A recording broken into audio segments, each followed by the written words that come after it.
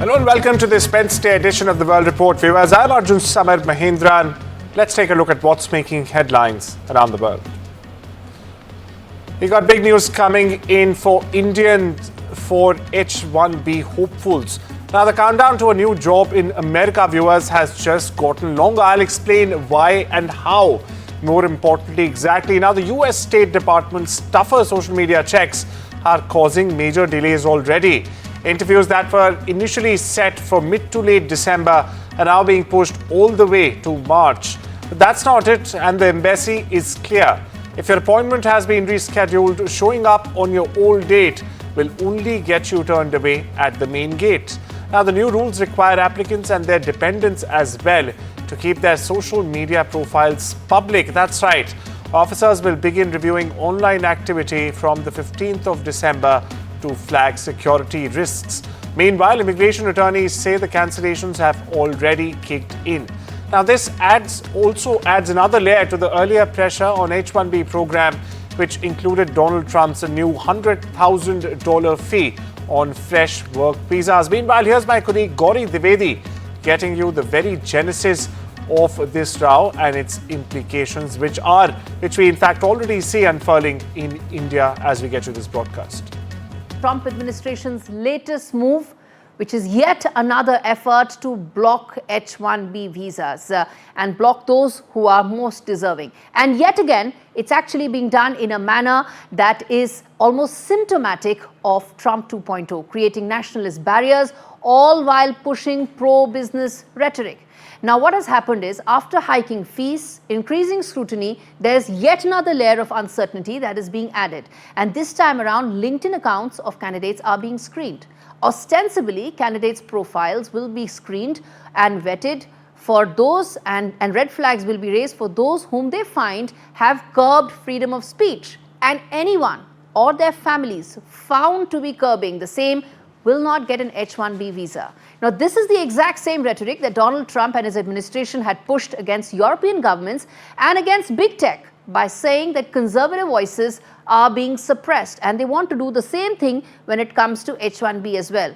Now, interestingly, viewers, it was the big tech CEOs who were actually most keen to have what they thought was a pro-business American president. And ironically, the latest directive for H-1B candidates and the screening process is going to hit tech companies the most, simply because this is where the pipeline will actually shrink and will have an impact on their talent pool as well. For India, of course, it's going to be extremely significant. 70% of H-1B visas come for Indians, and this kind of additional screening, which too much of discretionary powers being handed out to superiors, will lead to Indians being impacted as well. And in fact, 70% H-1Bs from India will be impacted.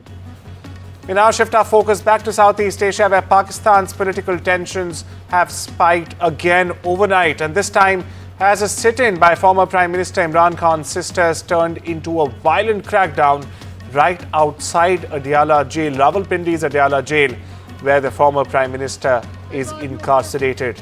Cops used water cannons to break sit-ins by Imran Khan's sisters in Rawalpindi, as I was mentioning, right outside Adiala jail, where Imran Khan is in fact imprisoned. At around 1:30 a.m., the military-led government reportedly cut power in the area, plunging the jail road, which is right outside the jail premises, the jail gate, into total darkness. Now, by 2 a.m., just half an hour after cutting power, Punjab police allegedly moved in, firing a high-pressure water cannon at protesters. Now, the targeted demonstrators also included Khan's sisters. In fact, a purported video, as you see there on your screens right now, from the very scene and the very time around 2 a.m. local time, shows Uzma Khan knocked to the ground by the sheer force of this water cannon. Meanwhile, Khan's sisters alleged that they were simply trying to meet their brother after authorities blocked their entry, claiming that they arrived after hours. Shift our focus to the land down under, where Australia's world first social media ban has in fact taken effect, legally barring children under 16 years from holding accounts with social media apps like Facebook, Instagram, Reddit, Snapchat, TikTok, X, YouTube and Twitch. Now, the platforms face fines of up to 49.5 million Australian dollars if they fail to take reasonable steps to remove the accounts or to implement this new ruling.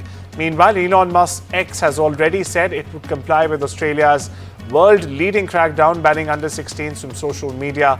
Meanwhile, Meta, which owns Facebook and Instagram, also Threads, was the first tech giant to react, beginning to exude suspected young children from last week. Here's a report.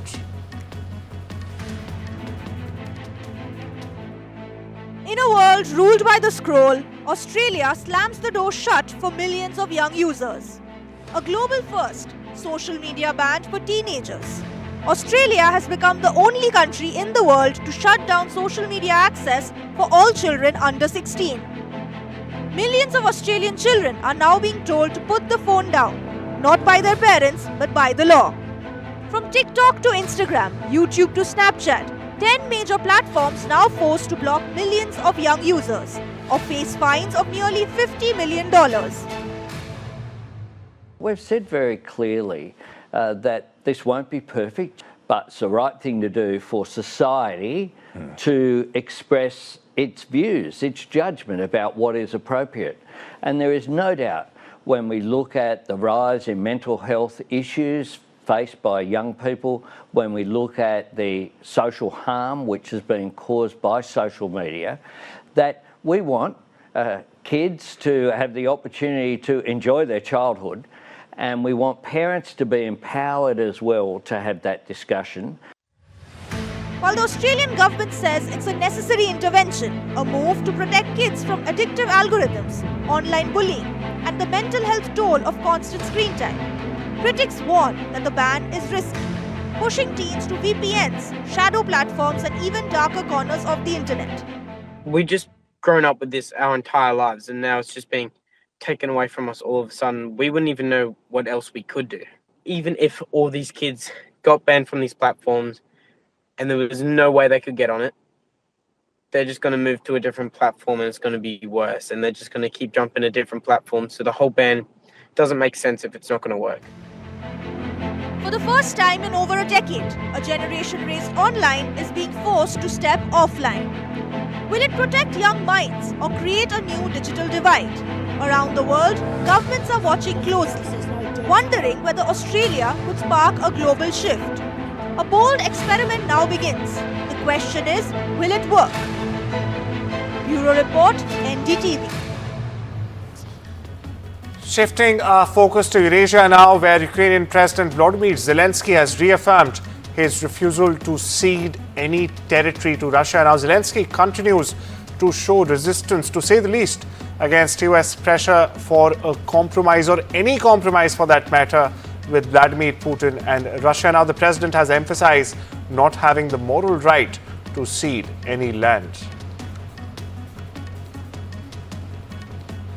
Meanwhile, Ukraine and its European partners will soon present the US with refined documents on a peace plan.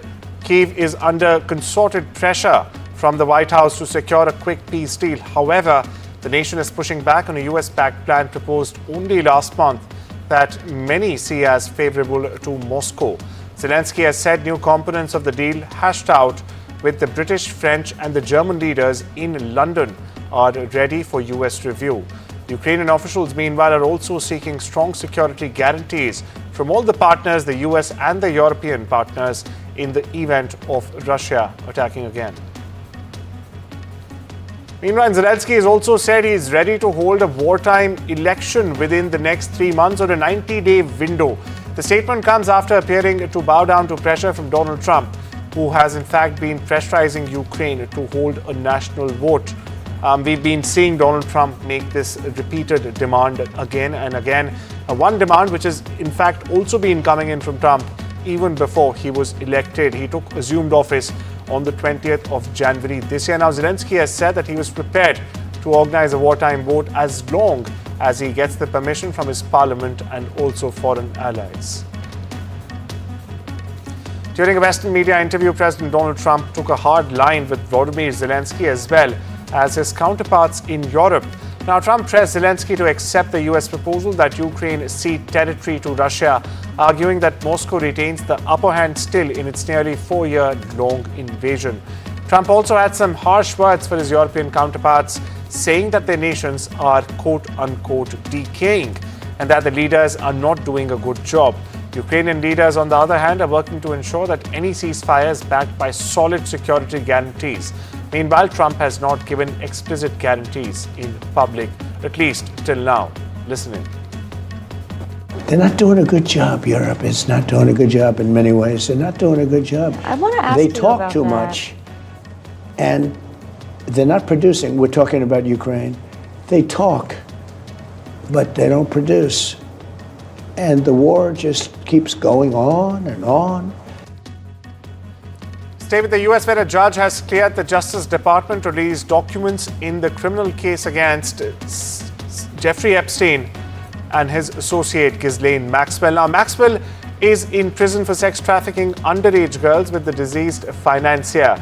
The district judge allowed to unseal the records under a new law requiring the release of all unclassified files related to investigations, both of Epstein and Maxwell. Now, these record viewers are eagerly sought by both President Donald Trump's political opponents and members of his own Republican base as well.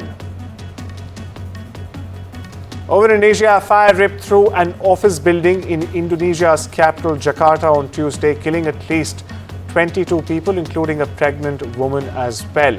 Central Jakarta Police Chief revealed that the fire, which broke out around midday, is believed to have been started on the first floor of the building before spreading to other floors. Hundreds of personnel and 29 fire tenders, or fire trucks as they are called, were deployed to contain the blaze. The cause of the fire is still under investigation. We get you some reactions. Akhir angka korban adalah 22, di mana 7 orang laki-laki dan 15 orang perempuan. Saat ini dari Damkar sedang merapikan alat-alat, dan nanti setelah semua rapi, maka petugas kepolisian akan mulai melakukan olah TKP awal bersama Lab 4 sudah hadir untuk mencari sebab dari kejadian kebakaran ini. Stay with Asia, where Japan's Defense Minister Shinjiro Koizumi has said that their fighter jets did not aim radar at Chinese jets during Saturday's close encounter incidents. Now, the statement comes in response to a Chinese media report disputing Japan's account on the event. Prior to these incidents, viewers, a Chinese Navy vessel had notified Japanese counterparts of air drills without giving any details. Koizumi said regardless of the notification, it was natural for Japan to scramble jets as part of its air defense measures. Over in South America, Venezuelan opposition leader Maria Corina Machado is due to receive the Nobel Peace Prize in Oslo. In fact, she's attending the ceremony in open defiance of a decade-long travel ban imposed by Venezuelan authorities that has been in place for over a decade, as I was just mentioning. Meanwhile, Machado has spent more than a year in hiding to avoid arrest by the Maduro regime. However, her current whereabouts are unknown, and it is unclear whether she will be able to attend the event at all. Now, when she won the prize back in October, Machado dedicated it in part to US President Donald Trump, who has in fact said he himself deserved the honor.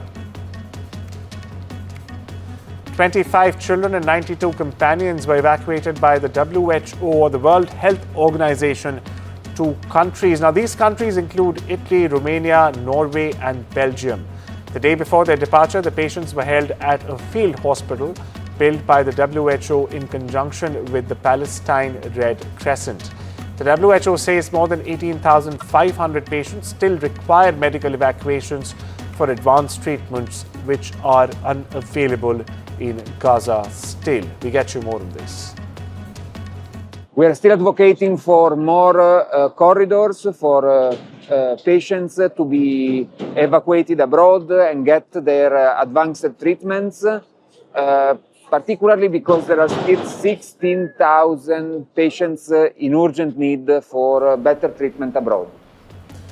We shift our focus to Portugal now, viewers, which is bracing for a general strike on Thursday. The first one, in fact, it's seen in 12 long years.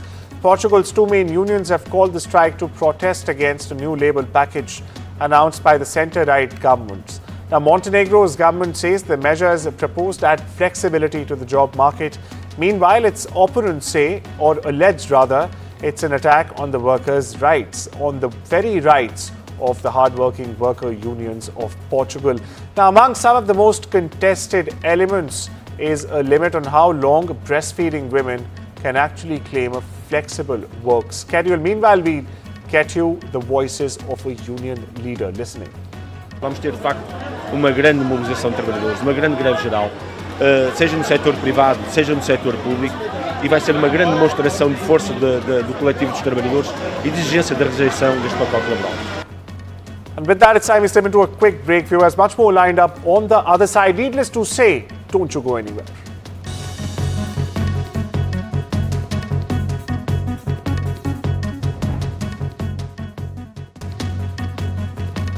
Welcome back, viewers. Now on to updates from the world of business and technology, where trade negotiations between India and Oman are now complete.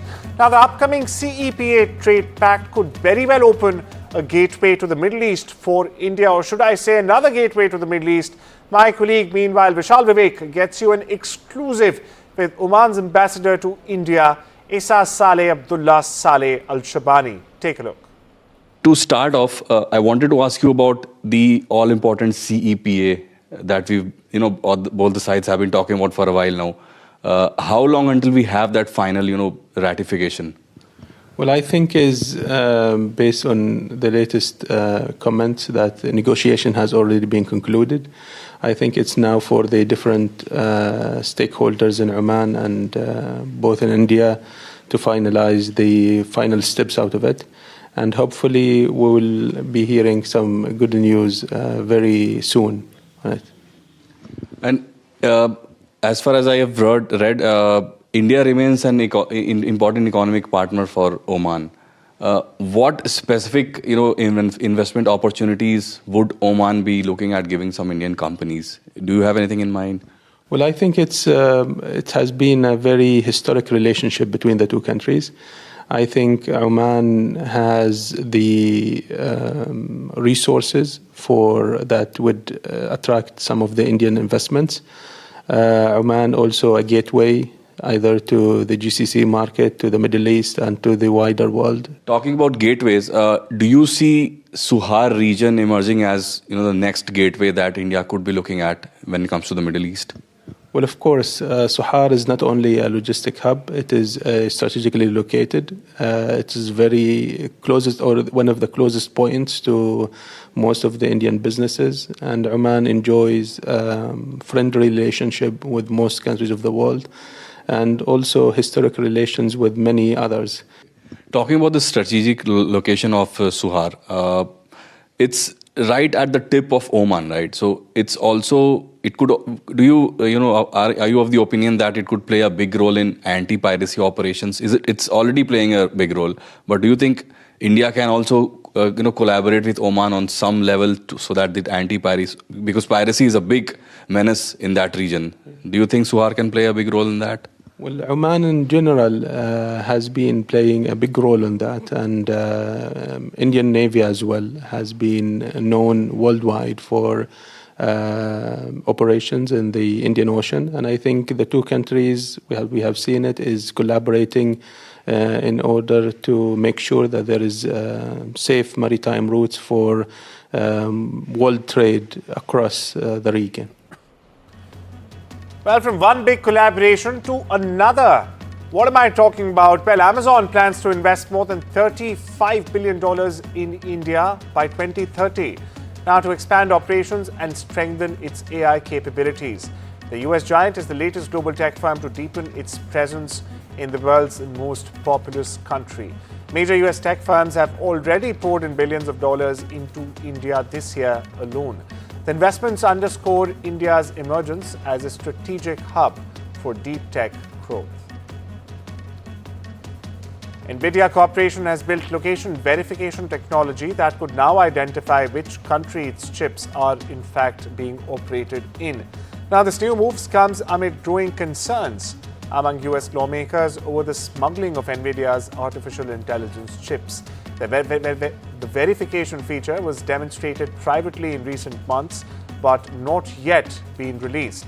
The software was built to allow customers to track the chip's overall computing performance. Updates on the world of entertainment, viewers, where American actor Jeremy O. Harris was released from custody in Japan on Monday after his arrest on suspicion of attempting to smuggle drugs into the country. He was detained on the 16th of November at Naha Airport, where a customs officer found 0.78 grams or almost 0.8 grams of crystal meth in his bag.